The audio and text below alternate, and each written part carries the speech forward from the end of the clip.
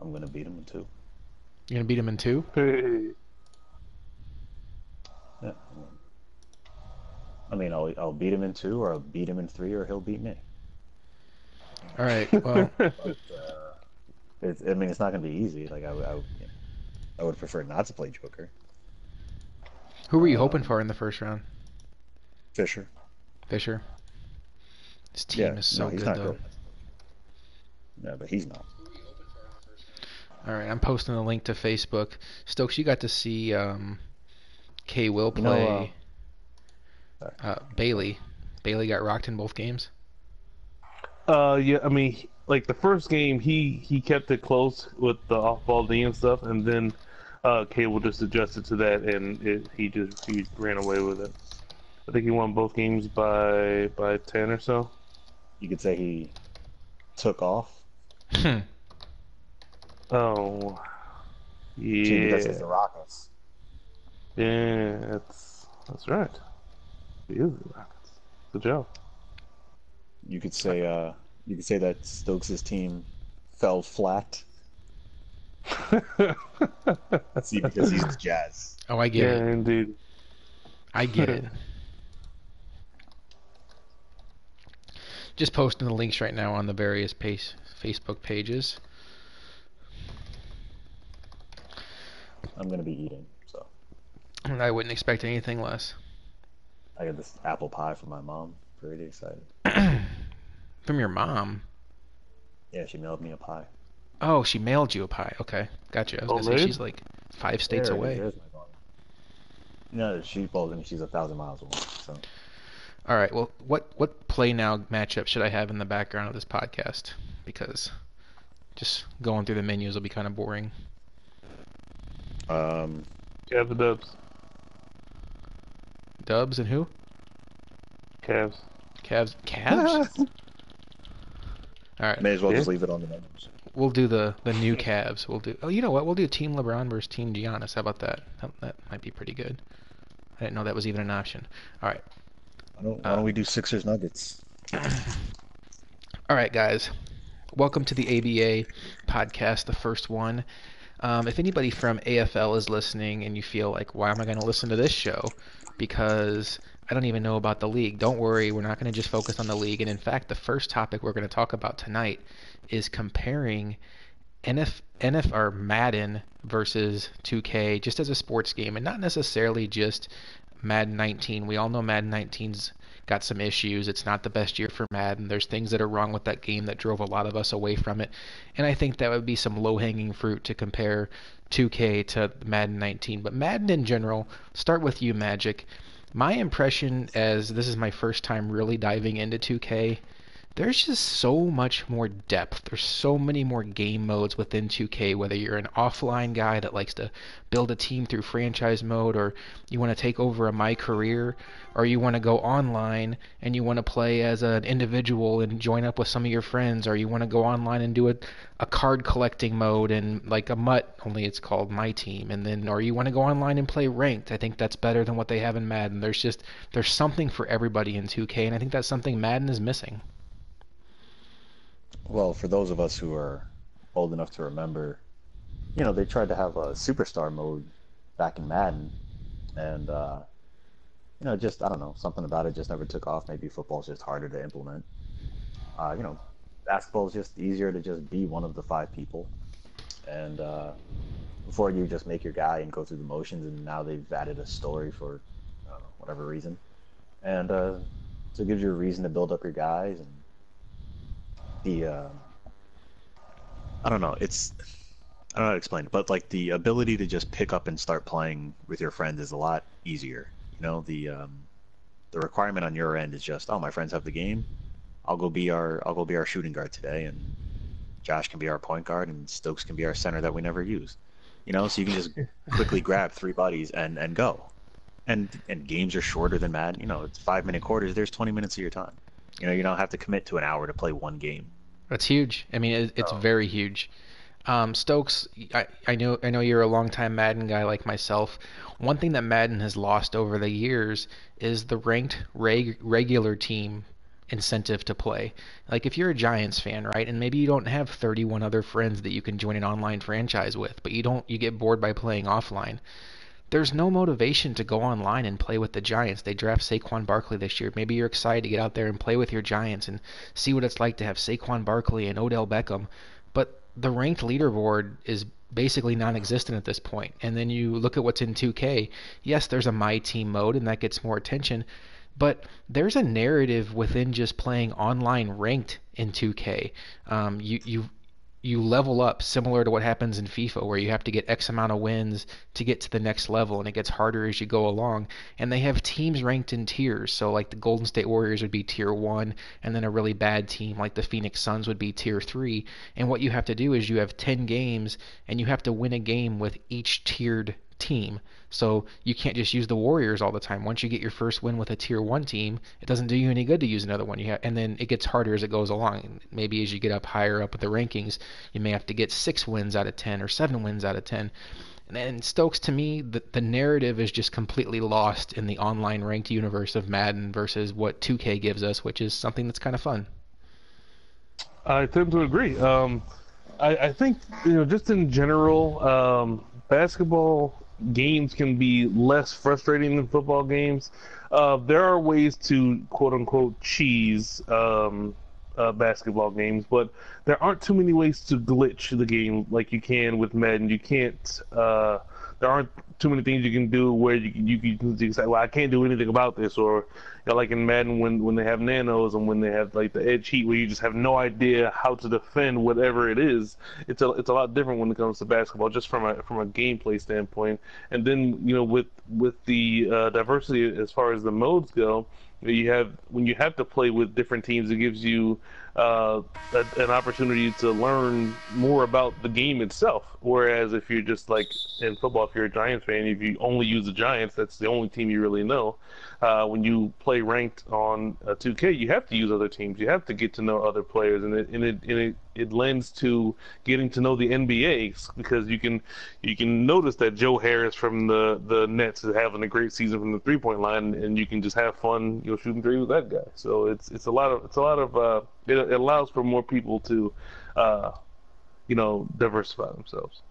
For What those was that that are about the best team in New York? what's that? So what were you saying about the best team in New York? Yeah, the Knicks. Who you talking about? What? Say something about the Knicks? For those that are watching and wondering why I left the game, I didn't want the whistles and the sound of the sneakers squeaking on the floor to interrupt the podcast. So I guess we're just going to stare at the menu during this podcast. It is what it is. Magic, let's talk about the My Player mode. I love it. I think it has a lot of similarities to Road to the Show that's in MLB The Show that a lot of us have played. And now my menu is playing music, so I don't want that. But I think it's even better because you talked about some of the personality that comes within that mode. You have decisions you have to make. You have friendships you have to make. You have interactions you control, whether you want to get along with somebody, whether you want to hire an agent. You get to a certain point where you make it to the NBA and you hire, you join sponsors. What I love most about the mode is you negotiate your contract.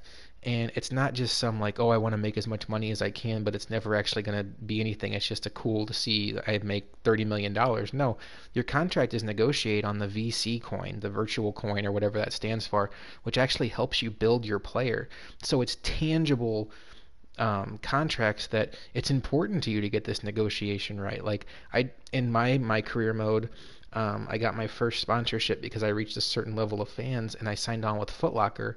And now every time I negotiated this contract, every time I score at least 20 points, I get a boost in my VC, which helps me build my player.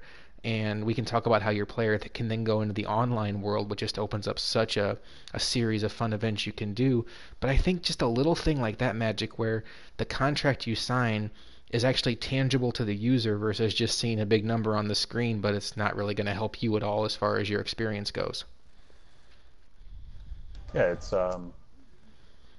it's nice how they tie everything together. The point is to use VC to build up your guy. Unlike what EA has done, though, where 2K is pretty much focused on issue your guy, build him up, and enjoy the community of 2K. But we also have this other stuff. I think where Madden has gone is, hey, we're MUT and we have some other stuff. Mm-hmm. So for the people who have been with us for years, yeah, we have a little something for you, but that's not the main course. The way 2K presents it is, hey, you like to play offline franchise? Cool. Do that for as long as you want. You'll still earn VC so you can build up your guy whenever you decide that you want to.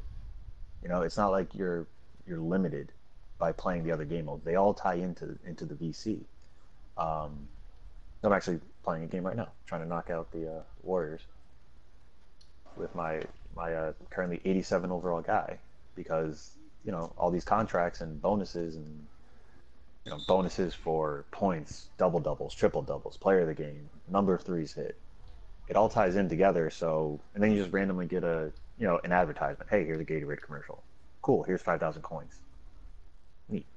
It's I don't know. That all ties together rather nicely. And then there's just little things I like in between games you can go to practice, and instead of just like in Madden where I guess you do it one time then you can simulate it the rest of the way, you actually have to go there, and if you want to work on your three-point shooting, you have to hit a certain number of three-pointers out of however many chances you get to get the maximum value. So here's my guy here if you're looking on screen, and it's just an open world, and then once you build that player, you can take that player online to My Park. That's the player you also use if you want to try to get drafted into the elite level that people play in the 2K league, which obviously is nobody's going to be in ABA doing that, but it's all ties in. There is the card collecting mode that's similar to MUT. It's My Team.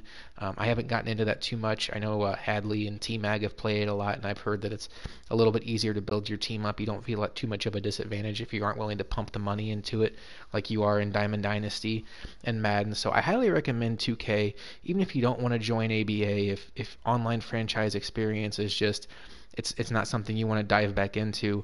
But I will say this about not just 2K, about games like Fortnite, Apex. I think Madden's in trouble, guys.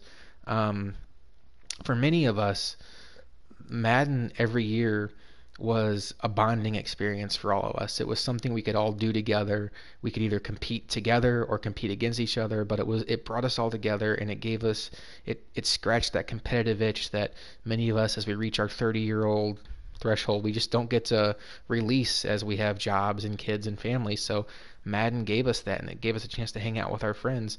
But Madden has been so bad recently that people are going more so to games like 2K. People are going to games like Fortnite and Apex, and they're able to play those games online with their friends and the same guys they were playing Madden with, and they're getting that competitive itch scratched, and they're also enjoying their experience a lot more. I think this is going to be a very interesting year in Madden as we look ahead to Madden 20 to see if they can correct this stuff. But I highly recommend 2K to anybody out there.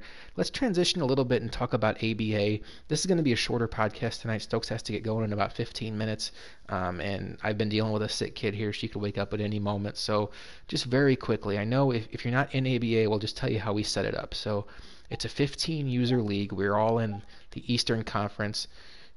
You're able to adjust the conferences however you want. So you could put the Lakers in the East, you could put the Celtics in the West, whatever you want to do. So all the users are in one conference. And I know what you're thinking, like, well, gee, whoever got the Warriors is going to have the biggest advantage. Well, we took care of that. We said no Warriors, and then we had a team draft, and 1 through 15. And then after the team draft was done, we did reverse team draft order, and each person got to take a player off of a team that wasn't selected and add them to their roster. Well, since the Warriors weren't selected, Kevin Durant went to the Washington Wizards, and then Magic Suns got Steph Curry. And it just kind of it balances out a little bit. And then to balance it out a little further, the online tiers where these teams are ranked, where a team like the Nuggets is ranked as tier 1, where a team like the Suns is ranked tier 3. If you were a tier 1 team, you got to add 1 free agent. Tier 2 team, 2 free agents. Tier 3 team, 3 free agents. When I'm saying free agents, I'm saying a player off of another team. So Magic, you added not only Steph Curry, you added Tobias Harris, right? Who else did you get?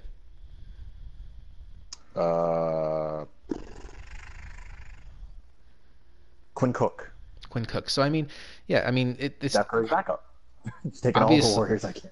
as you go through it, it's going to get a little worse. But we feel like this gave us the most balance, and I think going back and now that we've all had a chance to do it, I think it's almost advantageous to take that tier 3 team, especially if you can find a sleeper, and then you get to add 3 really good players to your team, all star level players in most cases.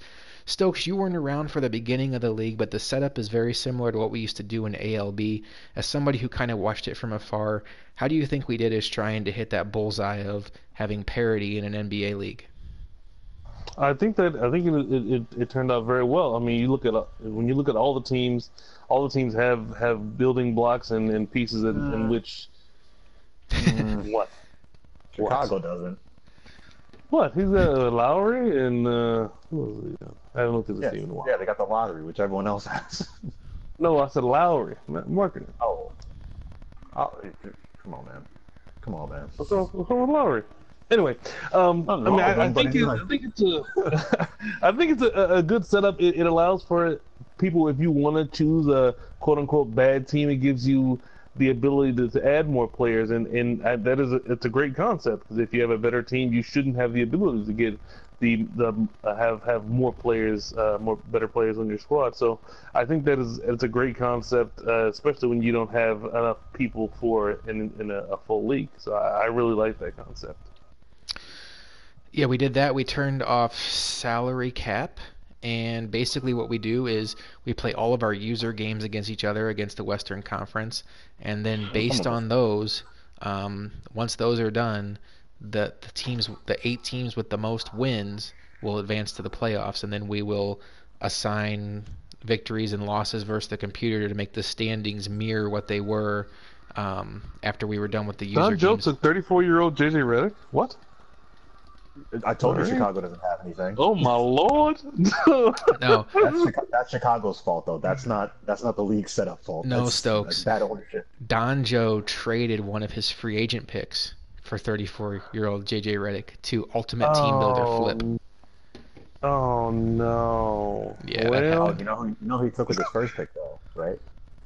Is it Tim Hardaway? No, it's Russ Westbrook. He took your boy Russ. Oh. What's wrong with that, though? Who then got traded for Dennis Smith Jr., your boy. Oh, that's what's wrong with that. That's right. And a second round pick and a first. Don Joe, what are you doing? Oh man. It's rough out there. But you look at a guy like Fisher, right? So he gets the Washington Wizards, and maybe if you're a casual basketball fan, you may just know John Wall, maybe you know Bradley Beal, but he added Kevin Durant, recently added Paul George via trade, and he did trade Bradley Beal to get George, but a team with Kevin Durant, Paul George, and John Wall, that's borderline my teamish. So everybody has a chance to build their team up. We turned off salary cap. Open schedule. I don't know if we've talked about that, but for those of you that aren't familiar, it's not like, hey, Stokes, we're up in week 2, we got to play this week. It's, hey, I have 28 games. Is anybody online right now that can play? Because we can play these in any order we want to. And if you want to play 5 games in one night, cool. If you want to take a week off from basketball, cool. It all works out. So I think the open schedule world of online franchise is, I think, much more preferable versus what Madden does. Granted, you lose a little bit of the, I keep using the word narrative, you lose a little bit of the, like, hey, we're in week 5, who's the rushing leader kind of thing, because somebody might have 20 games in while you only have 4, so it's not an apples to apples thing. But to me, the good outweighs the bad when you have an open schedule. Anything else you guys want to talk about? Magic, you were around for it, about the setup of ABA? No, yeah, open schedule was, I think, the big thing that we should mention. I don't think that do people really look at, I'm the rushing leader? do the good people actually do it? Stokes is on here right now, right? Like Corey Grant, the rushing leader. Actually, I take that back. Stokes isn't obsessed with being. No. People are obsessed with beating Stokes. Stokes just assumes at the end that he's first. Yeah. It's like, even if I'm not first, I'm the best. So what do these silly stats matter? Yeah, I mean, that's typically how I've gone about it. I mean, you know what I do, so I don't really need the stats. I much prefer to not get my dudes injured. But I mean, I understand that whole process, and I think football is difficult to do an open schedule type of thing, and then you could have the situation where everyone gets through their 16 games in the regular season and they're waiting 3 weeks to get to the playoffs, and that's what we ended up with here. The last week of the season, it's the people scrambling to get a couple games in here, and you go a week playing 2 games or so. That's the only problem with open scheduling. It is a challenge, and again, for those that don't know, what we do is instead of saying, okay, we're going to go until everybody's done, we give you 30 days to get your games in, or at least we did season 1. Season 2, we're switching it to 24, and whenever that day hits, however many games you have in, you tally up who has the most wins, and that's how we go. We don't care about losses, we care about wins, because what you don't want to have happen is somebody, if we did win percentage, you could go on a 15-game winning streak or whatever, and then there's no incentive to play because the only thing that's going to happen is your win percentage is going to go down. So we do win total. So 15-0 is the same exact record in our mind as 15-10. So there's no disadvantage to continuing to play your games. Let's see. We're in the playoffs now. Magic's Suns will be taking on Joker's Kings, and that series has not started. Playoffs are going to be best of 3 series. 8 teams since we're only one conference. We do have 2 playoff results to share now. We have K-Will's Rockets swept Bailey's Pelicans. That was not a shock to you. I don't think any of us. I think we all picked K-Will, right? I'm upset that I missed the annual NBA TV relegated series, though. Was that the one you said was going to be on NBA TV? Yeah, the one that's like, it's a playoff series, but who's going to watch this? Let's throw it somewhere else. Magic, it was Heartbreak City in the 1 versus 8 matchup because Care Bear had a shot game 1 against Cody's 1 seed Celtics and LeBron James. He didn't have a shot. He choked it away. He should have won that game. What happened? Into regulation? Walk us through it. First of all, he should have... Okay. So he got the ball down. In a tie game, he got the ball back with 15 seconds left. The shot clock's only 24 seconds. There's no reason Boston should... And he comes out and he like shoots his load like Bailey with the beginning part of his schedule and just goes in and takes the shot. And you like that? And of course he misses because he just barrels in with Giannis on LeBron, who is, 99 overall at everything. Didn't bother kicking it to Anthony Davis, who was matched up on Who Cares. Didn't give it to Boogie, who's matched up on Who Cares. And then he gets lucky with a Giannis bailout block to go to overtime. And then, I don't know, the last 90 seconds of that game was just him barreling down weird, awkward hook layup that misses. Should have won that game, man. Should have won that game. Stokes, I know you only have a few minutes left. I'm going to pull up the bracket here on the screen so people can see it. I've been hesitant to get into my league because I think there's music going on in the background, but Boston advances, Houston advances. Boston will play the winner of Magic and Joker. Houston will play the winner of Fisher's Wizards and T-Mag's Timberwolves. Who do you like in those 2 series between first Joker and Magic? Oh man, I didn't get a chance to play Joker, so I can't really figure out how I think that matchup will go. So, and I'm gonna go ahead and pick Magic because that's my guy. You know what's funny is I think Joker got swept by JT, and those 2 wins that he got you. And then he couldn't play Vayne. Vayne's making friends in ABA too. And then Fisher against T-Mag. Me personally. Hey, whoa, what about my series? What happened? We're done with that. Well, I mean, we can. To me, that's the series of the first round. No offense to anybody else, and it's not just because it's you and you and Joker, and I'm biased. It is the 4-5 matchup. I think you two are very even. I think you both have the ability to win this whole tournament. So whoever wins your series, I think, is gonna give Cody a run for his money. Man, I don't know. I think You don't have to pick me just because I'm here. No, I think I'm gonna pick you because of Steph Curry. Is why I'm gonna pick you. I think in a close game, if you have a bailout player, I think that can make that can make a difference. And I think you two are evenly enough matched up where if Curry gets that microwave effect where he gets hot, that could be the difference in a series like that.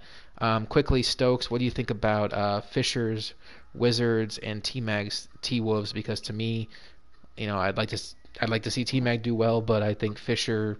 First of all, I think Fisher's good, and I think his team is probably the best roster we talked about with John Wall, Paul George, and Kevin Durant. So I'm going to say Fisher moves on to play K-Will. Who do you like, Stokes? I think that Fisher will win that matchup. I think Kevin Durant is just he's a glitch to defend, and if you can't really give him any room because he can shoot a three and he'll just drive past you and dunk. So I really like that matchup. But I do think K Will is going to win it all.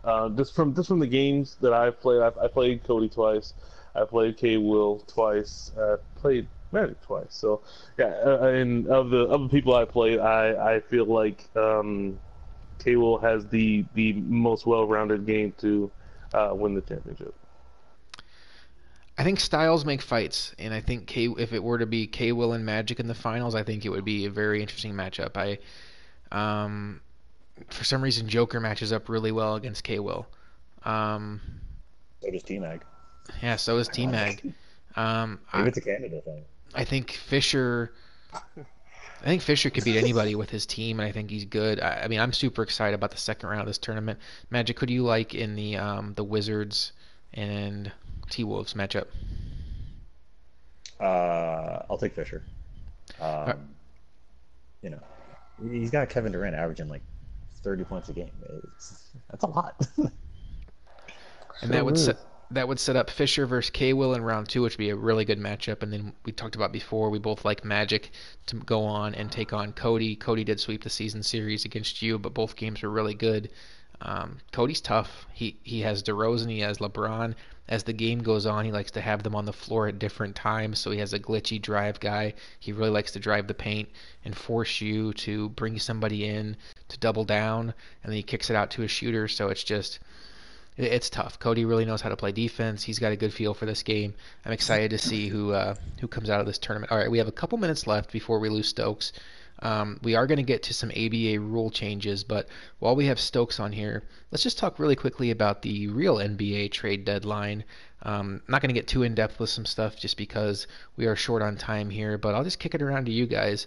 Right off the top, Magic, what stood out to you most, or just what are your initial thoughts about the trade deadline, whether you want to go winners or losers, players that won or lost, or just initial thoughts? Certain teams being smart. Dallas went out and got Porzingis. We can go down that road. Stokes isn't going to be off here in 1 minute. I'm not doing it from the Knicks side. I'm not doing it from the Knicks side. It's all these teams clear cap space thinking they're destinations, and they're not. Dallas has been at this for years. They tried to get DeAndre Jordan before. They tried to get Dwight Howard before. They tried to get Darren Williams before. It doesn't work. So what they did was they went, hey, here's a distressed asset. He's young. He fits a play style with our new best player. Go get him. Who cares what it costs? Go get him. Milwaukee, not a free agent destination. They sent 4 second-round picks. Who cares? To go get a guy that perfectly fits their system in Nikola Mirotic. Like, these places that are not getting these free agent visits, go get the guy now. Philly, though, they thought they were a cap space team for 2 years. They got a meeting with LeBron's agent. They didn't even get a meeting with LeBron, and they're a good team. Like, these people that think that markets matter, it doesn't. And so that's what I see. And then, so teams getting smarter in 2019 is what I took away from it. So I would challenge you on Philly. Well, okay. Short version of the story. I think I could meet you in the middle on Dallas and New York. I think that could be a win-win for both, and we can talk about that in greater depth. I'm sure Stokes wants to talk about that. Philly, I like the fact they went all in. I think Harris gives them man, he gives them so much length, and not just length. Like anybody can throw a 7-footer out there. I know he's 6'8", but anybody can throw 6'8" to 7-footers out there. But they have so much athleticism with the guys they throw out there. And then you also have Reddick out there who just, when he gets hot, can hit everything. And you saw over the weekend that the Lakers had to bench Rondo from their starting lineup and start a forward on the from the bench just to match up with Simmons, just to match up with all the height and the length Philly has. And right now they're struggling defensively, and that's expected when you get a new team out there. You know, they don't rotate well. They're not in sync defensively. They're giving up open shots, but I think they have enough time left in this season, 25-ish, 30 games, that if they can get their flow defensively, they're going to be a super tough out in the East. Man, they gave up a lot for him. And I Oh yeah, know no.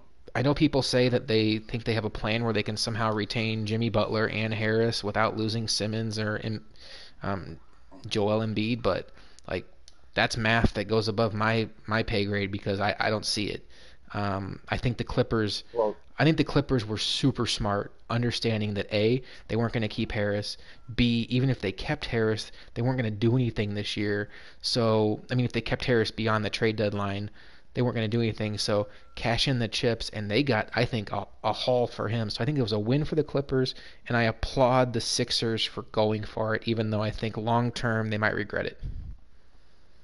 I I pointed out all these teams that did the right thing, and the Sixers realized, hey, we're not a free agent spot. Let's go get a guy. I don't like what they've done this season, but that's whatever. The Clippers, great move. Hmm. Why push to get just mollywopped by the Warriors in round one, lose your draft pick, and then have to overpay for, a good team's fourth option in Tobias Harris? Um, and then the Philly thing where they can keep all four guys. What if one of them doesn't want to stay? Like, how Yeah, come? Like, that's not talked about. Oh yeah, yeah, we have a plan. We can keep them all. What if Jimmy Butler's like, nah, I don't like being your third option. I think that's We're very likely. behind a dude who can't shoot, and Joel Embiid, which is fine. But like, I don't want to be your third option behind a dude who can't shoot, and Tobias Harris. Who the fuck is Tobias Harris? Like, if you're Jimmy Butler, like, how come that's not your view? And for a team that I'm pretty sure is not going to get out of the second round, why would these four guys sign up to stick around? Not gonna get out of the We're second gonna round. You're writing them off on February 13th. Um, they're gonna play Toronto, Milwaukee, or Boston in the second round. I understand that. I think they're right there with those teams, That's if though. they're lucky. That's if they're lucky and don't like face Boston in round one. Yeah. Oh, well, anyway, They're Stokes. not better than those other teams. They're not getting I to the Eastern Conference Finals. Stokes. I know. Oh my God, they could totally get to the Eastern Conference Finals. Stokes. I know you're short on time, so I'll let you have the floor here. He bashed your Knicks a little bit, or at least applauded the other team in the trade in Dallas, and you've heard us talk about this, so just get your thoughts out there before I have to school Magic on basketball. New York's I mean, I hated it initially when they traded Porzingis, but I mean when you hear about what has happened or how it went from the Knicks side, if he doesn't want to be there, then trade him away, and what they got for him is it makes sense. They have to try and get their superstar, and they have room for two. So it makes sense. It sucks for the Knicks right now. They have lost 18 straight. So finally thinking yeah. correctly. Um, I mean, so that's when it comes to the East, I mean everyone is trying for it. I mean since LeBron left, I mean everyone has an opportunity, and any of the top five or any of the top 4 or 5 teams aside from the Pacers, if they come out of the East, no one is going to be surprised. So I understand why the Sixers did it. They have an opportunity. I don't think they would be overmatched in any of their playoff matchups. It would just be a matter of who's going to make the best plays at the right time. And I think you have to strike while the iron's hot, especially when you have Jimmy Butler. When you don't know what his plans are, because he's pretty eccentric, and you can't really tell what he wants. So if you have this one year, you have to go for it, especially when you don't know what's going to happen with the rest of the team. So I understand why Philly went for it. I understand absolutely why the Clippers did it. I mean, everyone in the West, they should just give it up. I mean, if you're not the Nugs or like Houston or something like Well, that, but everyone else should just give it up, in my opinion, in the West. I'm Because just writing off the Thunder, the second best team in the conference. yeah, I'll write them off. Because I love Russ, but when you're trusting Russ in the clutch, it's a bad thing. But they Good have thing been they going haven't to played. Paul George. They've been going to Paul George more in the clutch. So I mean, I get it, but I don't see how anyone would take them in a series against the Warriors. Mm-mm. No, and No, yeah, Stoke. no one's picking against the Warriors. I Now see, I'm like a newly found Nuggets fan. Been watching all their games, so I can appreciate Stokes saying unless you're the Nugs, but the Nuggets are 1 to 2 key Warrior injuries away from making that series interesting. The Nuggets is currently, it's like it'd be a battle of The anything you Nuggets can. next year is when you should look at them. Yeah, anything the Nuggets can do right now, the Warriors can do better. The Warriors just out athlete them, and the Nuggets win by athletes, and they have so much depth, and the Warriors have depth, and the Nuggets give up so many open shots, and guess what? The Warriors don't miss, and it's just, I think it would be an ugly series. Now, hopefully, I'm wrong. I'd love to see it, but I just don't see any matchups out there that would favor them. What do you guys think of Gasol going to Toronto? Yeah. I thought that was more a lateral move. I mean, he's a little bit better than JV, but I mean, that doesn't move the needle too much for me.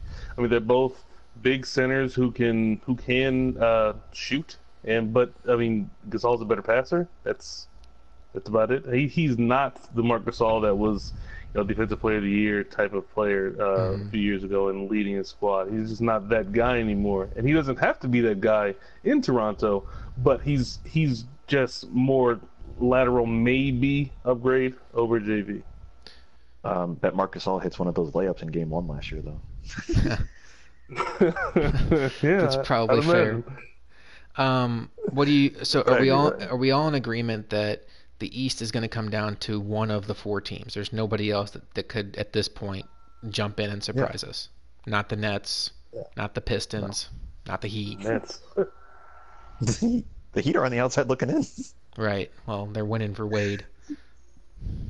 Apparently not very well, though. Yeah. It's not I mean, Michael. I know. I mean, there's people out there. Joker tells me he thinks the Pacers, even without Oladipo, are the 5th best team in the East, and it's kind of hard to argue against it. But man, that's I mean, whatever. I mean, the fifth best team in the East. It's a very clear delineation between the top 4. So who cares if you're fifth or sixth? And I'm not going to argue him that the Nets are better or not.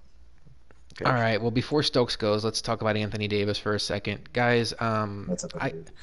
I tend to be more of a fan of teams, and Magic, you tend to be more of a player sympathizer.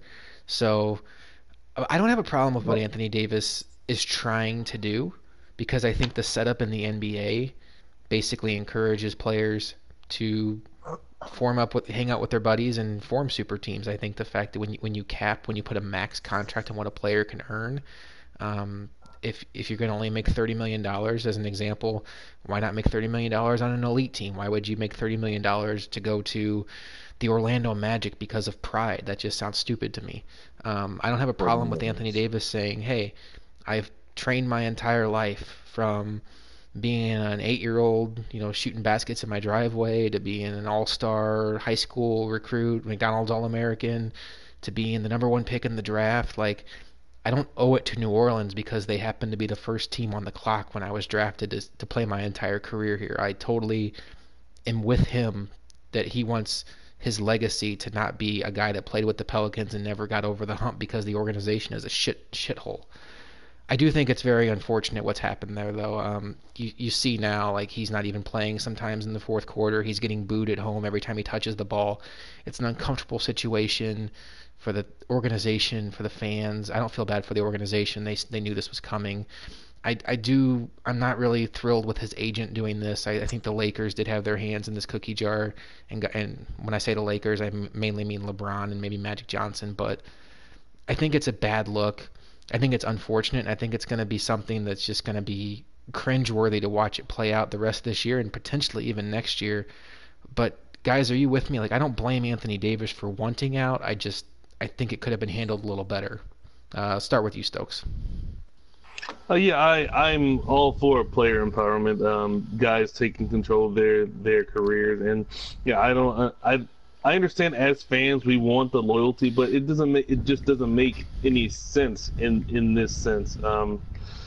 When it comes to Anthony Davis, I mean, I don't know, what went on behind the scenes, I mean, and none of us are going to, but part of the reason why he's sitting as well is because if he gets hurt, if he has a catastrophic injury, that'll ruin the return the Pelicans get as well. So it's more like a mutual breakup, but you're still living together type of thing. Um, and you know it's ending in a few months, and you just got to try to make the best of the situation. So I hope it turns out okay, and I think as time goes on, when he comes back and when he retires, they'll embrace him a little bit more. I mean, the fans have to respect the fact that these players he gave them 7 years, and the organization didn't provide for him as well as they could have, and that's not his fault. Magic, Huh? Uh, you cool with what Davis is doing? I mean, it's a year and a half early. If you don't, you got this might be weird. You have a contract. Mm-hmm. You have to honor some part of that. You can't do this 18 months in advance. You got to do it like 12, 9, 6. Well, and It's to in the me, that's where the CBA. Lakers part of this comes in because the Lakers are feeling a sense of urgency with LeBron. They can already see him breaking down. He's had lingering injuries that he used to just be able to get over. He's 34 years old, and they tried to force their way to Anthony Davis to get him on their roster one season earlier, and maybe 2 seasons earlier, to get another playoff run with LeBron. And that's what happened is like Magic is talking about 18 months in advance. It's just not a good look. Yeah, it's I don't know. I have several issues with. I mean, the team being mandated that they have to play him. That's bullshit. Mm-hmm. I agree with that. I don't know, and I very much like Adam Silver and what the league office has done during his tenure, and this it doesn't make any sense. Um, and then It's difficult to go against what they wanted to stop in the first place, which was players resting on those back to backs on the road and stuff like that. So I mean, what can you do? You can say, okay, well, you guys, since you're going to trade him, you can not play him. So I mean, there's a give and a take with that. yeah, and the whole argument is, oh, he's a top five. By the way, he's not a top five player. Oh, he's a top five player. You can't sit him for 4 months. Um, Listen, he said he wants out. So who are the Sit five his ass players? down. Who are the five players better than him in your mind? Um, the quick four are Steph, LeBron, KD, Giannis. Um, and after that, James Harden. Russell, James Russell. Harden, Magic with some James Harden love. Um, I mean, Paul George has been better than him. Well, has been better than him. I don't know. I mean, I always I'm a little I, Hey, hey, hey. I'm always crossed up on this because it's like, yeah, I think LeBron's better than Anthony Davis, but you also are looking at it somewhat from like a team building standpoint. And who would you rather have if you're starting your franchise today, Anthony Davis or LeBron? I think you'd rather have Anthony Davis. Yeah, but that's because of age, not because of skill. Right. LeBron at 26, I would take over Anthony Davis at 26. Oh yeah, no question. And there's something to be said for the Uh, fact that he's what made it out of one playoff series as yeah, a win. he made two playoff appearances and got swept. He's 4-4 in the playoffs because he got swept once and swept the Blazers. Hmm. Ooh. Or maybe he lost in five to the Warriors that one year. So maybe he's got an extra win in there. But like how good are you if you can't get your team over 40 wins? I'm not even saying make the playoffs. You're not even at 500.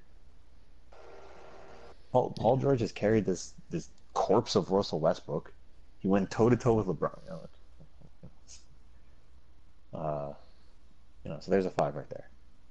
Yeah, I'm not gonna fight you on any of those. I'm surprised you put Harden in there. It feels like you're always kind of anti-Harden, but Oh, that's because I don't like what he does, but that doesn't mean he's not great at it. Yeah, I Like mean I can't watch the Rockets. they're Can't watch them. they're really hard to watch. Like he when he doesn't have the ball, he just stands there. Yeah, he's also Westbrook when he doesn't have the ball. Yeah, triple double king though. Which, Stokes, yeah, oh yeah. you agree with Yeah, that triple double is so important. top 5 list over Anthony Davis? I would agree with the 4 he said, but I would put Anthony Davis in the top 5 just because of what he does to a team. He plays defense, and he's offensively he is really amazing. I mean, what can he do on the basketball court offensively? Bring the ball up the court. Oh, okay. Well, all right then. Cool. He can't play point guard because he's 7 feet tall. I got you. He's not Kevin Durant. Okay. If you don't want your if you get rid of your 7-footer because he can't dribble the ball up the court, then I mean, Jokic can bring the ball up the court. I didn't that's what he couldn't do. You guys are now saying it like I'm wrong, but he can't do that. I'm just saying, as far as his skill set, offensively, only Kevin Durant is more unstoppable in my opinion. I mean, Giannis is pretty unstoppable. Yeah, Giannis is. But I mean, he doesn't have a jumper, and he's averaging 27. He can't shoot, and he's averaging 27. I think that's more impressive. What? But why wasn't Russell Westbrook's 28 points or 31 points a game impressive when he couldn't shoot? Because he's a point guard. Oh, okay. No, he's a guard. You're a guard. Guards have to shoot. But Giannis's usage percentage is that similar to Russell's, I imagine. Giannis is a center on offense. But he's controlling the offense. Though. He's the quote unquote point guard because he's dominating the possession. The point remains the same. How can you say Giannis's was impressive but Russ's was not? Do either of you buy that Anthony Davis is not built to be the alpha on a team and he needs to be the second guy to be truly successful? I would disagree with that. Okay, because I've heard that narrative thrown out there. I don't think you win a title with him as your best player, but I think you get to like conference finals. Mm-hmm. All right, guys. Because Lonzo your Ball. Best player is a dude who can't bring up the ball. You know, you give a team that doesn't win 40 points. 40 points. Right. Lonzo Ball, Brandon Ingram, Kyle Kuzma, and a boatload of picks. Are they crazy for turning that down? No, because none of those picks are good, and none of those players are star players. Mm-hmm. You don't trade a star and then get back, Dennis Smith Jr. in a first. But what are they going to get a star for him in the offseason? That's the question. Is Jason Tatum a surefire star if that's the crux of what they're going to get from the Celtics? Well, if Jason Tatum is the best offer out there, Jason Tatum is better than any player that they're getting from the Lakers, and that's where it comes down to. I don't know, man. I mean, Lonzo Ball may be not great, but I just like the way he plays. What a limb there, Stokes. Yeah, man. Don't fall off the 2-step ladder. I think it's possible that maybe they're looking at the lottery too. Maybe looking at it like, like say a team like the Knicks, if they get the first pick, they can flip that and whatever else for Anthony Davis, and that makes it easier. What is whatever else though? Well, I mean, the first pick this year, yeah, might be enough on its own, right? I mean, no. Williamson for 7 years versus Davis, who's going to walk at the end of the year. That's better than Lonzo Ball, Brandon Ingram, Kyle Kuzma. I mean, Kevin Knox isn't bad, and Ntilikina, however his name is pronounced, and he's not bad. Frankie Smokes. Now, Magic, just for the record, Magic and I tend to agree on Williamson. We both have questions about his once in a lifetime generational talent. But I think if he is viewed in that lens, that's where I think that could be worth more than the Jason Tatum offers or the Lonzo Ball, Brandon Ingram. Man, that would be tough. Do you think he'd be worth more than Jason Tatum though? Like a guy that you've seen do it in the playoffs? I guess so. I don't. Because you look at Jason Tatum, and then you guys can laugh about the Anthony Davis thing, but Jason Tatum can bring the ball up the court. You're not going to if Jason Tatum wants to get the ball in the possession, he just starts the ball with the possession. Right. You can't just double team him from the jump and him just, oh, well, I just don't get the ball now. Stokes had to hop off. I So think he may I have had a saw. call or whatever, but yeah, I So don't. now, I mean, I don't watch college either. So like, Hmm. you know, so I don't know if Zion is bringing the ball up the court and initiating an offense and running it like, I don't know, like Draymond Green does, for example. Um, so if he can do that, then maybe he is more valuable than Jason Tatum. But Jason Tatum, we also knew coming in, hey, he can shoot. He needs to extend it to 3-point range, but he's already got a mid range. He's not limited to just being around the basket. He can slash. He can run your offense. He can run pick and roll. He can defend a little. You know, so and you have that guy for another 5 years because he's not going to turn down that extension. And if you send him to New Orleans, he's he might stay the rest of his career because what I've heard is he wants to be the guy, and he's Hmm. certainly not going to be the guy in Boston with Kyrie there. So Yeah. he can go to New Orleans and be somebody. He could be a franchise savior. I think that plays into who he is. You think Kyrie's long for Boston though? I feel like he's I already don't know. starting to kind of wear out his welcome. I mean, well, where it is welcome with who? Front office, teammates, or fans? I feel like maybe a combination of all three. That team just, I mean, I'm trying not to be a prisoner of the moment because, you can take any 2 week sample size of any team and think, oh man, they suck. But they haven't Yeah, looked right. And what you read, it sounds like there's bad vibes coming out of there. And it seems like it all I started think when all it's. those LeBron and Kyrie Instagram love fest were going back and forth. And I don't know. I feel like Kyrie's that guy that you bring in and he's super happy for like a year or two and then he realizes he wants to be the man, and if he's not the man he's gonna not be happy. And granted he's the man right now in Boston, but I don't know. I just Um, get the you know, feeling he's out after this year. you know who that sounds like? Who's that? Jimmy Butler. Yeah. Oh, definitely sounds like Jimmy Butler. Now where are they thinking But yeah, but they're he's gonna trying to keep all angle his four way guys. to? Kyrie? Jimmy Butler. Oh man, that dude is gonna go whoever offers him the max. Okay. That dude Consolation is about prize. the money, and if a team offers him the max, chances are, unless it's Philly, um, chances are that if they offer him the max, they don't really have much else in the cupboard, so he's gonna get his money and he's gonna be the man. The thing about Kyrie is the two spots you hear him going to if he leaves Boston is either to join up with LeBron in LA or to follow KD to New York if you believe that KD's going there. And like in either one of those situations, at least in the short term in the Laker case, he's not the man. And we already have seen that, he's cool with LeBron for about a year and then he gets tired of not getting the ball at the end of the game and he gets tired of not being the focal point of the offense.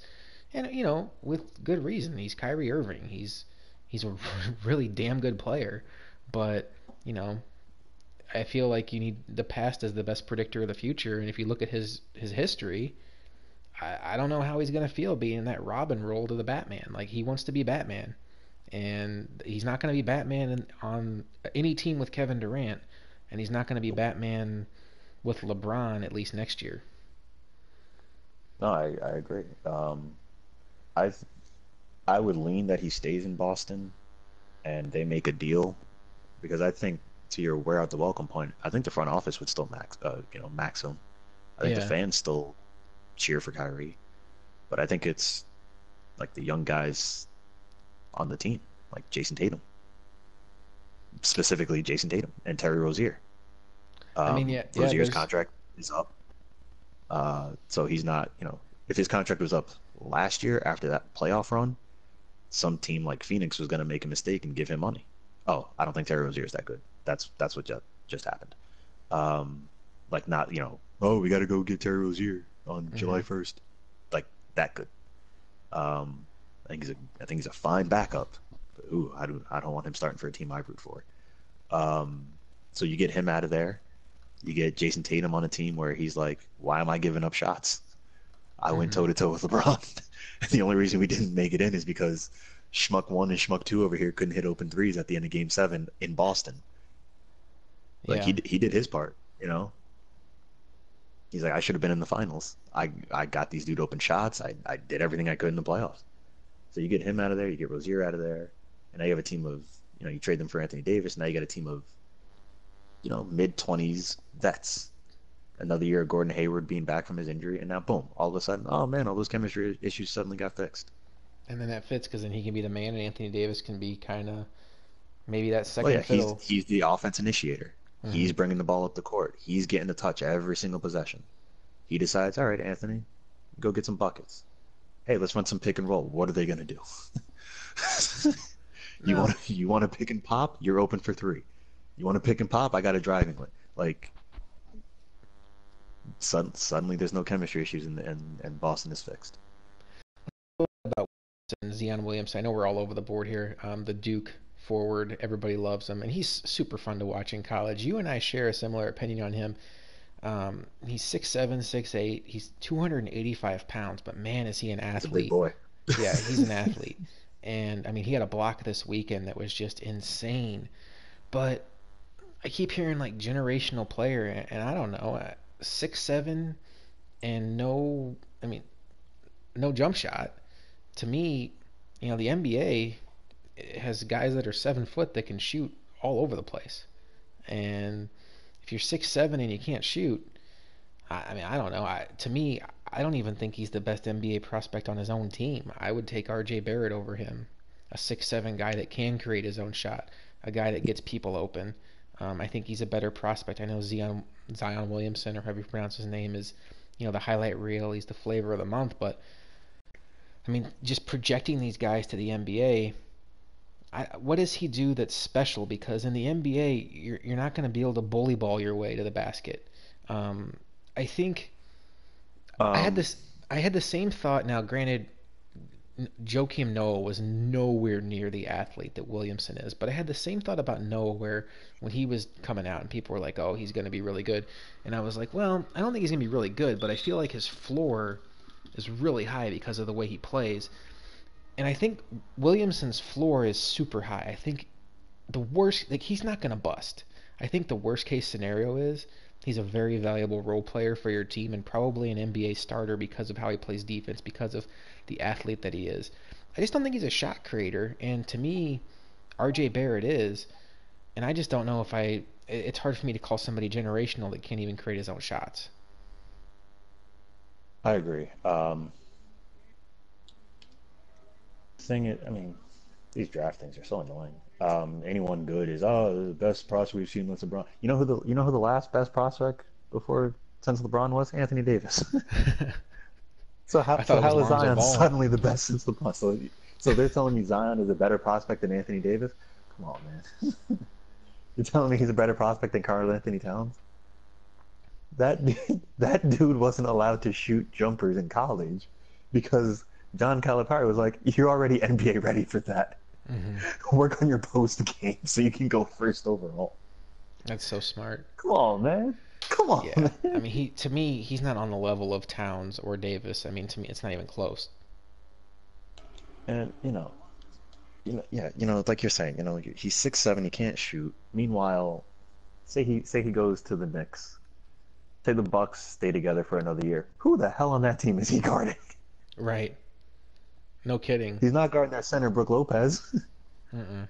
because Brook is 7'1" and is gonna shoot from fucking Michigan. Well, I He's not mean, guarding Giannis. Giannis is too big, too strong, too fast. So he's gonna chase Chris Middleton around. he's a He's not guarding Eric Bledsoe. I mean, he's not guarding Mirotic. he's a 6'7" Who's power forward. he guarding on Philly? Ben He's not Simmons? he's not gonna space the floor. He's not gonna be able to be that wing that you can count on to kick it to and hit open shots. And you're talking about a league now where the good teams have guys that are 6'7", 6'8", playing small forwards. Some teams have them at two guard. It's just it's a different NBA, and to me that, and as exciting as he is, you know, a 285-pound guy can bully his way, through the paint against a bunch of college kids that, quite frankly don't have. Against the guy that's going to be your accountant in 3 years. Right, a guy that would pray to make it to the, you know, I mean, I G wanted to League. say G League, but I don't even think, that's a disservice to the G League. Um, yeah, you Um, you get to the NBA, all these guys are athletes. Like, you just watch any who was I wa Jokic, your boy Joker. Yeah. Well, He's 7 foot and looks like a big roll of Pillsbury biscuit dough. mm-hmm. Zion's not stopping that dude. No. No, because he loses 5 inches of height, and Jokic can stand at the top of the key and shoot from mid range. You can.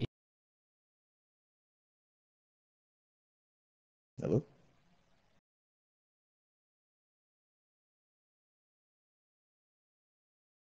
hello. He gone.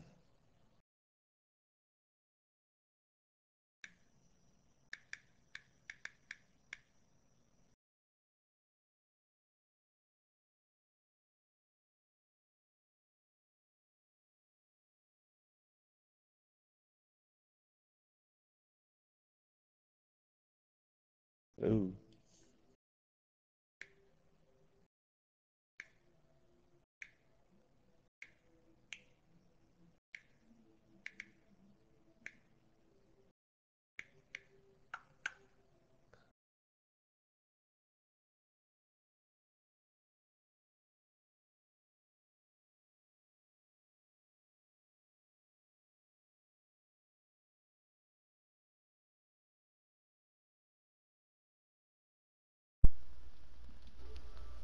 I think I may have lost Magic. That's Oh, not there you good. are. Oh, there I am. Where'd you go? Yeah, I don't know what happened. I think my controller may be dying, and that's what happened. So I was saying it's 11:30, 12:30 your time. Do you want to argue about the Knicks and the Mavericks for a few, or do you want to just skip that and go to some ABA rule changes? Oh, we can do that. I don't mind. Whatever you want. Oh, while you were gone, I looked up who the one of the only guys I think still plays bully ball in 2019, Mm-hmm. and Julius Randle, 6'9", 250. Yeah. Now that dude just he just pushes people. But if Zion is Julius Randle, are people upset about that? I think so. Um, What about he's your guy in Philadelphia? Now, I'm not saying that his game is only bully ball, Ben but Simmons. Embiid. I mean, Oh, he bullies people. he's skilled. Yeah. He does bully people, but he is also Yeah. very skilled. He's got great footwork. He's got nice post moves. Like is Zion gonna play in the post? No. He's six, So I yeah, mean, he James because Harden he's plays in seven the post. well, for defense, which is so funny. Yeah. The one piece of defense that he's been good at like his whole career, post defense. Hey, who knew? It's so yeah. I mean, if you watch long enough, it's a thing that you're just like, oh, they switched on James Harden mismatch, and it's like, huh, that never seems to go well. And then, I heard some interview with Daryl Morey like a couple years ago, and it's like, how do you feel about all these switches? Like, James is great at post defense. And it's like he's right.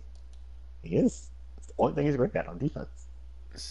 Yeah, I mean, when the Rockets played the Nuggets, he was shutting down Joker in the post. Now, granted, the post isn't Joker's the strongest part of his game. He's more of a well-rounded guy, but yeah, I mean, he stole the ball several times. I thought he was pretty good there.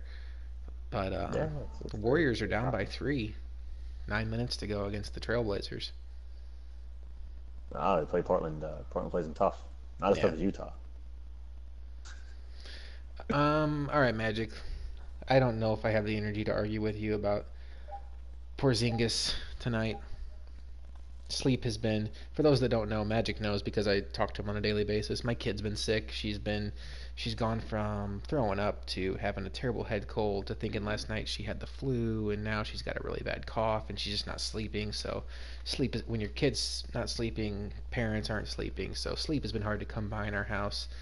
So I think I'm going to try to wrap this up and get off of here, but we will save it for our next podcast. I promise we'll circle back and we'll talk about Porzingis because I don't think he's going to be on the floor anytime soon. And why would he? They're not going anywhere this year anyway. That's an asset. Protect him. We will get into that. Um, Yeah, well, yeah, he shouldn't get on the floor. I agree. They're better off losing. let's talk about some ABA potential rule changes. Now, there's a few we know are going to be for sure. Like we are going to go down from 30 days to 24 days. I think that's a good move overall. As you kind of saw the last 5 or 6 days of the season, things were dragging. I think it just makes a lot of sense, moves things along a little bit. Every season we can shave off about a week. That's a good rule change. Magic, let's talk about I don't want to call it the Vayne or the T-Mag rule, but what happened at the end of season one was there were Joker was I'll trying call to it the Vayne rule. the Vayne rule. Joker was trying to get his last two games in, which were both against Vayne, and he couldn't play him. And at one point, I think Vayne even said he didn't want to play Joker because Joker was trying to play him, which just doesn't make sense. Um, but right now, we don't have any rule that penalizes you for not playing your games. You have to play at least 60% to qualify for the lottery, or else we'll give you enough force wins to be out or to have the worst lottery odds. But we're kicking around a new rule that I feel pretty confident thinking that it's actually going to happen, where any unplayed game you have is basically going to count against you when you play against the computer. So here's what it means. If you're a playoff team, so you're whether or not you're a playoff team is determined by how you do against the user teams. So the 8 playoff teams you're already in before we do any computer games. But at that point, if you're a playoff team that has 4 unplayed games, those you're going to get 4 computer losses. So you won't not make the playoffs, but it might hurt your playoff standings. And we're going to write this up for you guys so it's a little more concise. But the big one is if you're a lotto team, because I don't think the playoff teams are necessarily motivated not to play. I think T-Mag was just busy. But the lotto teams, when you hit that 60% threshold, you don't really want to win games, right? Because you want to have the best lotto odds. So you're not motivated to play. Well, you're going to be motivated to play next year because here's why. For every unplayed game you have, if you're a lotto team, you get a win versus a computer team. So what we did this year was all the teams that weren't in the playoffs, you lost all your games against the computer teams to improve your lotto odds. Well, if you leave 6 games unplayed, you're going to get 6 wins against the computer. So you'll go 6-22 while everybody else is going 0-28. And that 6-game swing is going to kill your lotto odds. So yes, there will be situations where, guys have 1 or 2 games hanging around, and there's not much we can do about that. That's just, cost of doing business. I mean, that's just kind of like nature taking its course. We're all going to have situations where we can't play certain people, but when you leave 6 or 7 games hanging, that's probably more on you, and you're going to be penalized for it. Magic, you like that new rule? Big fan. Mostly, I mean, for those who are in the league, they know that it was Vayne and T-Mag who left the most games unplayed, I think, or maybe Frank was in there too. The T-Mag version I don't have a problem with as much because he was trying to position himself for a specific playoff opponent and he thought the seedings would line up. Vayne, though, just the whole I don't want to play because you're trying to play me, so you're too eager. It's like a high school girl, man. He's too thirsty for this. It's like, yeah, he's trying to play you. That's how it works. It's a video game, dude. That's what we do here. Yeah, he wants to play his video game, the nerve. All right, Magic, and then this one we haven't decided on officially, but I mean, I like it. I think it's gaining some momentum in our little conversation with Joker, and then we ran it by Stokes today, and Stokes thought it was pretty cool. With our current setup, with us simming a lot of the computer games, we have a lot of flexibility to manipulate the standings by the end of the year. And what we thought would be cool is instead of just however you finish 1 through 8, the 1 plays the 8, the 2 plays the 7, 3 plays the 6, and 5 plays the 4. We're going to try something different next year, assuming we don't get like tons of blowback on this. The 1 seed gets to pick who he plays first round out of the 4, the 5, or no, out of the 5, the 6, the 7th, and the 8th seed. So if you finish in the top 4, you're not eligible to play the 1. But the 1 gets to pick who he plays first round out of the 5, 6, 7, and 8. And whoever he picks becomes the 8th seed. Then the 2 gets to come on the clock and pick whoever they want to play out of the remaining 3 teams. And then the 3 comes up and picks who they want to play out of the last 2.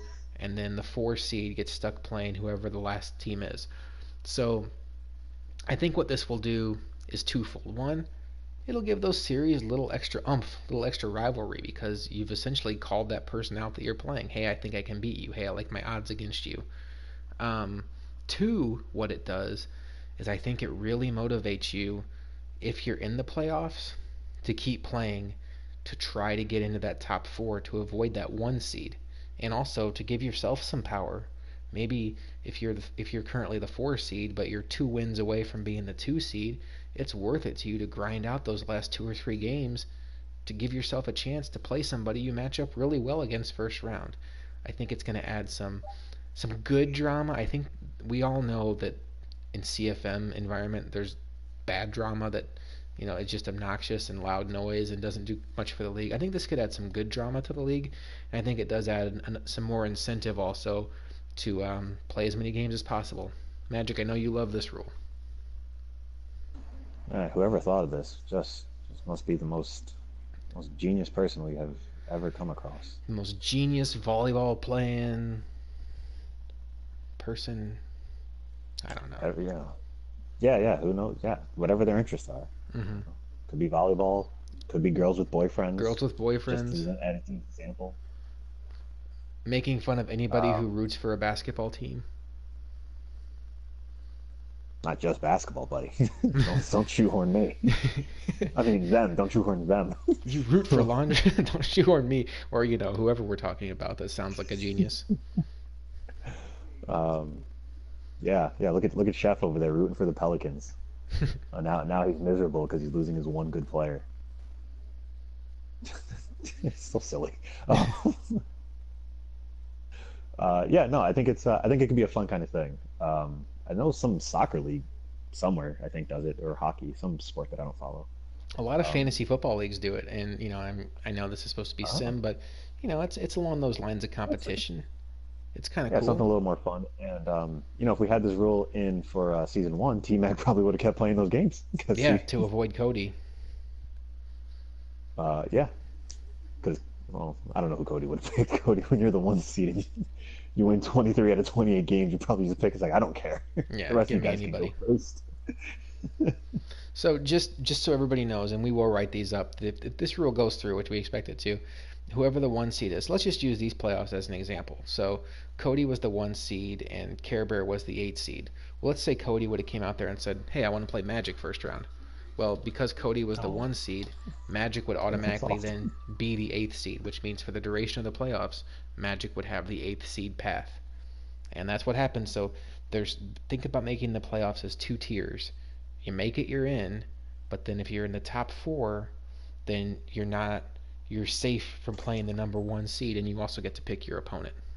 So, Magic, I think it's about time to call this a podcast. I'm starting to get tired. My kid's been quiet for a while. This was fun.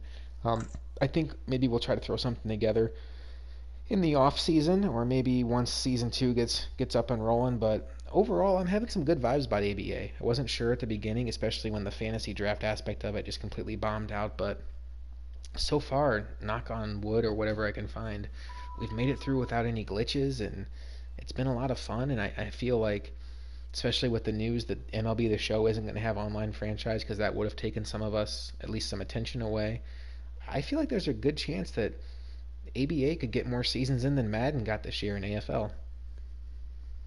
Well, also going down to 24 days, I mean, that's less than a month. So, if we can go, and then let's count some playoffs, say they'll take a month to get through a season.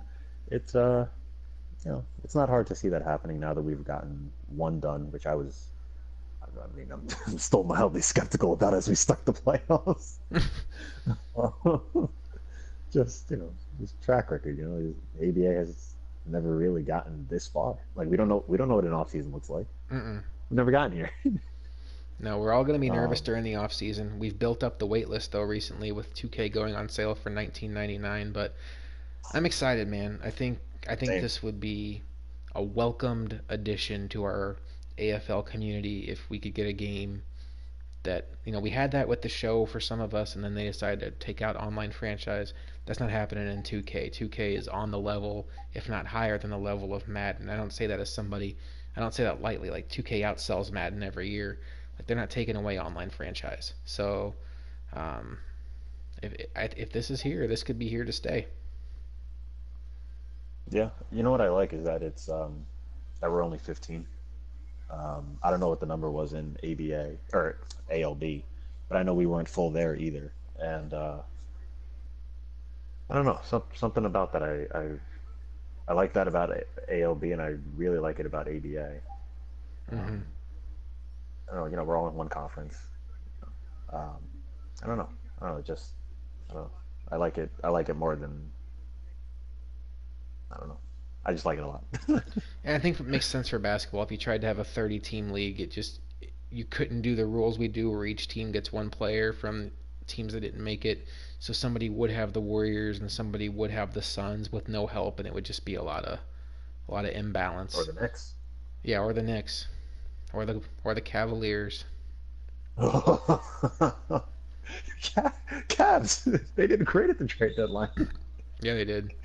They have so many draft picks. I mean, they're not going to do anything with them, but they have them. All Go Cavs. right, Magic. You want to make fun of the Lakers before we go? These overrated prospects. Oh my God, nobody wants our shit. Well, duh. Did you think it was funny when the Laker fans on AFL were freaking out about the prospect of trading away future picks as if the Lakers have done anything with the picks they've had? I take it back. Um, D'Angelo Russell's pretty good. If they still had him, maybe they'd be able to get 80. yeah, they could have thrown him into the package instead. I Right? mean, like, And then the Pelicans would say, "Oh, you're giving us a good D'Angelo player. Russell. Thank you." Yeah, I mean, yeah, he's fine, but his contract's up this year, and pretty sure someone's going to pay for him, and that's not going to go well because he's not shooting at a sustainable rate. He's hitting a lot of tough shots, I and mean, but he's an all-star. I I am mean, I just mean, granted, the two guards in front of him on his own team got hurt, and he's an injury replacement for another guy, but he's an all-star, so that was a great pick. I am just Oh, gonna and don't delete forget my Julius Randle, who's helping the Pelicans get to 27 wins. Great pick. I am just gonna delete my Facebook account if the Knicks max contract Julius, or if they max contract Russell, and and then like Kemba Walker, and like that's their backcourt going forward maxed out. Oh, Kemba. That Poor would just Kemba. be delete He's a Facebook worthy. solid top 25 player, Hmm. and no one cares. No, maybe he'll I, shine when he gets to a real team. I don't. I mean, I'm pretty sure. I don't know. Would you max him? That's what Charlotte's up against. If Charlotte maxes him, I think he stays. But why would you max him? Would What's he get you? would I max him? But then again, if I you're Charlotte, if you don't have him, what do you have? Okay, so Malik Monk? I know I wanted to go to bed, but I will say that now is I think, and I know you're gonna say aha, but this is what you said about the Knicks, but we'll save that part of the conversation for another day. Um, I think we're getting to a point now where we're giving teams too much credit for tearing it down. Like, yes, I think there is a path to being great by tearing it down, opening up space, and max contracting. Like trying to Sure. get KD and Kyrie. But if you're a team like Charlotte, where Or you let Dallas? or Dallas, you think? Non I'm free agent talking about a market? team like Charlotte where they're going to watch their best player leave this offseason, and then they're going to try to slow build it through the draft, or maybe what the Suns are doing right now where they've been rebuilding what seems like for like 15 years through the draft. It's just there's no super real good proof that it works in the NBA to try to build through the draft because I don't know. Yeah, outside of like the surefire number one picks that we talked about, like Towns and Davis that have come along, and it's not like those teams have had smashing success either. The NBA draft is starting to look a little more random than maybe we first thought it was. Like guys that are picked 10th or 11th overall, Jokic even, he was a second round pick. Tatum was the third or fourth guy picked in his class after a guy that just got given away at the trade deadline. Um, I They don't got a know. first for him, which I was shocked for. I mean, it's a bad first, but it's a first. Shocking. I just feel like in the NBA, it's harder to build through the draft because you need that superstar player to be a legitimate team, and when you let somebody go, the NBA is it's almost like the same conversation as the NFL quarterback situation. Like if you have like Kimball Walker to me is Andy Dalton.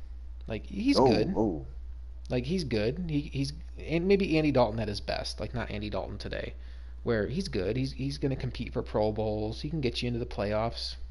Sometimes even more often than not. But if Andy Dalton's your quarterback, you're almost signing up for not winning a Super Bowl unless you can just build a perfect team around him.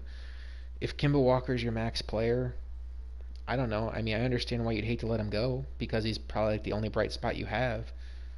But if he's a max player, is your team better or worse for it, or are they better just punting on that and trying to start over with fresh salary? But if you do that, like, who's coming that's better than Kimba Walker to your team via free agency? Probably nobody. Like, who's going to come to Charlotte without Kimba Walker that's better than Kimba Walker? So you're automatically going to go backwards. So then what? You're going to rely on the draft? The Hornets? Really? How's that gone for them? So I don't know. I don't know what the I don't know what the right answer is. yeah, I, no. I think Kemba's.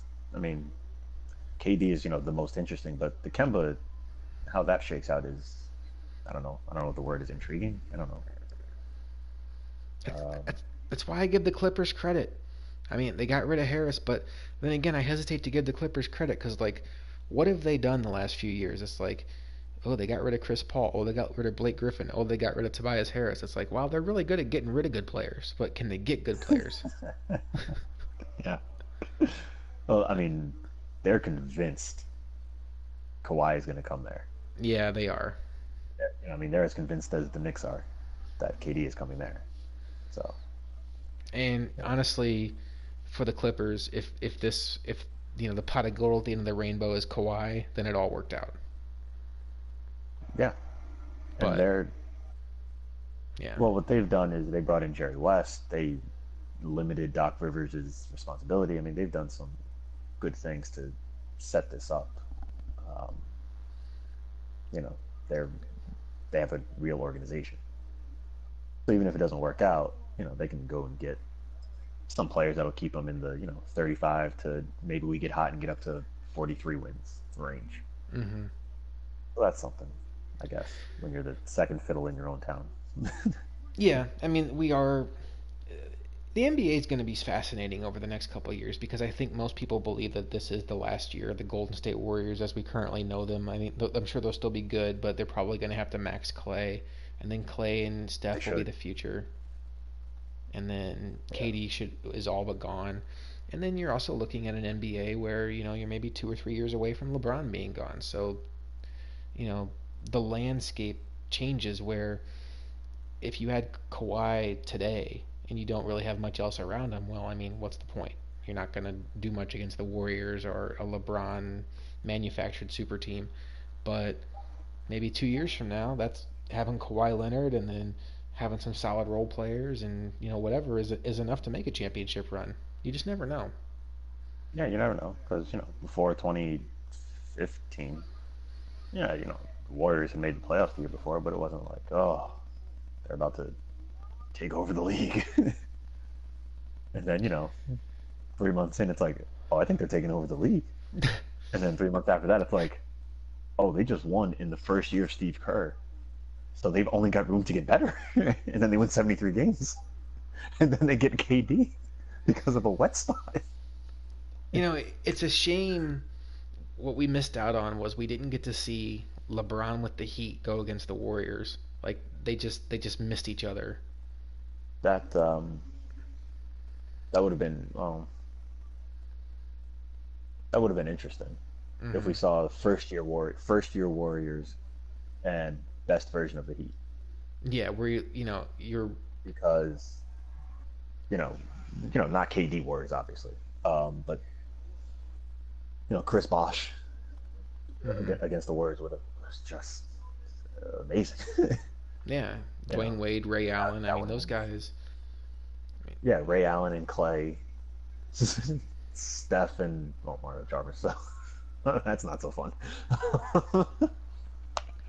uh, yeah, man, where would you hide the guys? That would have been That'd be fun. interesting. But Yeah, unfortunately, the Heat ran into the Spurs. Well, Spurs. And the Spurs should have beat him Uh, 2 years in a row. yeah, but maybe we don't get them the second year because they won the first year. Hmm. You know, so yeah, I mean, who knows? But that would have been fun. Would And have been a lot of fun. But I think one thing we can both agree on: LeBron is better at drafting than Greek Freak. yeah, man, that guy. I mean, it was like fun and cool, Yeah. them cracking jokes and stuff. It was like, yeah, you're bad at this. You're really bad at this. And then like the one I advantage, gotta take my teammate. yeah, LeBron's like teammate. I gotta teammate. take dudes I want to be my teammates. So you're gonna take Middleton, and I'm gonna take Anthony Davis. Deal. Like LeBron's starters: himself, KD, Kawhi, Kyrie, and James Harden. Giannis took Steph, He took which Steph. is something. Which is I like. I don't know. I like their little bromance they have going on. I think Steph took him last. the first two picks made sense because LeBron went KD, and then he went Which he did last Kawhi, year. right? And LeBron actually had Westbrook at one point and traded him for Simmons. Yeah. The before the captains were announced, or like the day of, Giannis was like, "If I'm the captain, I just want to make sure I get Russ and Joel on the same team because I'm a lover, not a fighter." That's funny. And so LeBron was like, "Yo, I'll make this trade." Like that's so cool about the NBA, man. You see the NFL doing something like that? Didn't they do that? A Team Rice versus Team somebody. I don't even remember. Dion? Was it Dion? Maybe where they drafted. Seems like a Dion kind of thing, right? But then you look at Giannis's his bench, and it's off the top. Oh, here I have it pulled up right here. So Giannis has not Giannis. Um, oh yeah, Greek Freak has himself, Embiid, Jokic, Blake Griffin, and then how do you say his name? Vucevic. So I mean, Oh, he's Vooch. legitimately got like he's got five bigs. He's got big guys. Yeah, and like Well, LeBron because he has, looks at himself and he's like, "I'm good. I'm big." and LeBron's like, okay, that's fine. I'll get the big guys that can move. So I'll take Towns, Davis, and KD, and we'll be fine. Aldridge is a big guy too, right? He's like Marcus 6'10". Aldridge. Mm-hmm. Yeah, he's a big power forward. So Nice, nice mid-range fella. not that it's gonna matter. So like, Uh, sucks for Rudy Jokic because Gobert should have gone in ahead of him. I'll say it. who should have? Uh, Gobert should have been in ahead of LaMarcus. Oh yeah, no doubt. But defense isn't sexy for the All-Star game. And I love me some Gobert, but don't cry about Eiffel it. Tower. You just whisper at me. Him crying though, that was a bad look. I mean, not a terrible look. I don't mind it. I Oh like yeah. the fact that Well, he's I mean, you're passionate, gonna get but made fun of though. You're just gonna get made fun of. That's you mhm. just have to be ready to accept that that's a fact. Update: the Warriors are now getting throttled by the Blazers. What a So shock. that's fun. Oh wait. How much time is left?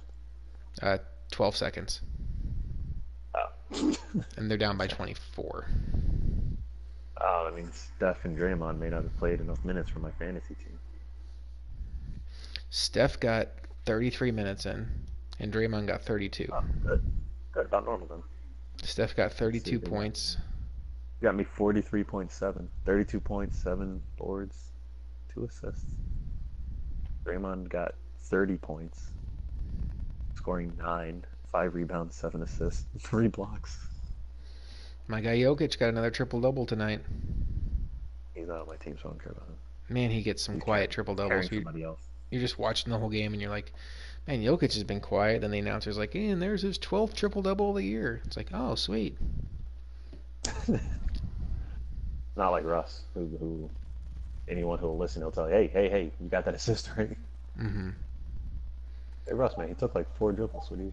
Hey, I passed that though. I mean, the thing about Jokic is, and you don't want to take away from it, but when you're a big man that plays defense under the basket, and then you also can pass like he does on offense, like triple doubles are just going to pile up, and they're almost going to start feeling artificial. And granted, his passing is a weapon, but I feel like the the accumulation of all these triple doubles is going to become a bigger thing than him actually than how good he actually is. And I think he's pretty good.